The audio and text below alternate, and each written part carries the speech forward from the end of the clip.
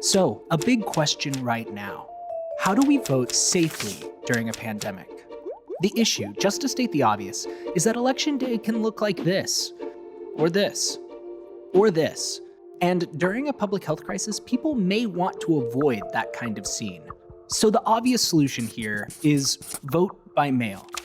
It's safe and it's easy, but how does it work? And how do we make it happen in time? That's what we're covering here. But first, some voting history.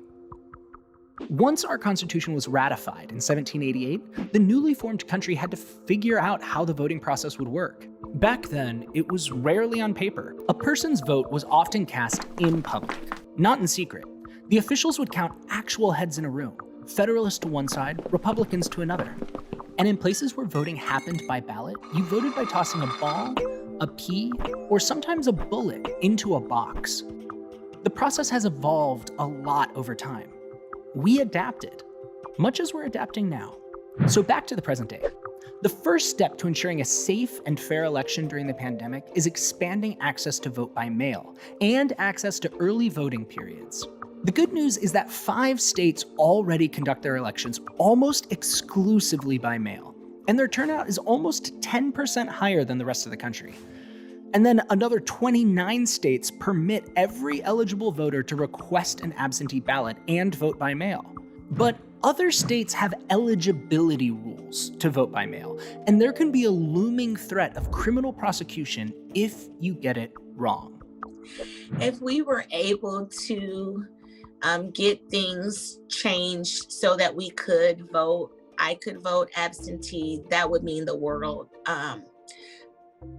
I'm kind of filled with emotion now just thinking about that because I really want to vote.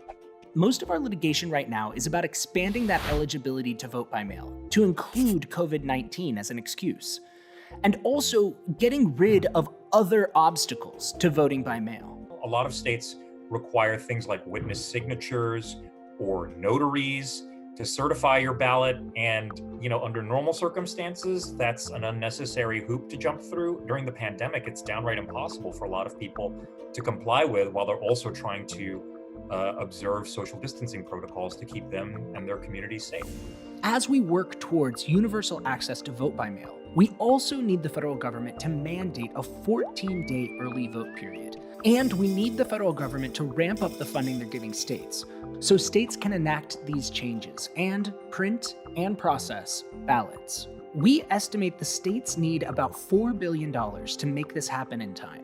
And assuming that everyone is allowed to vote by mail, we'll still need a functioning postal service to actually collect all those votes. You can't have vote by mail unless you have a functioning postal service. And there are some dire predictions right now about the Postal Service potentially becoming insolvent in late summer or early fall.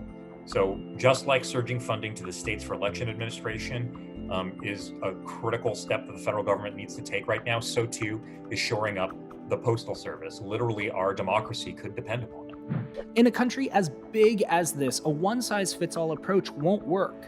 States also need to make sure people who can't vote by mail still have access. There are a lot of people who are still going to need to go to vote in person.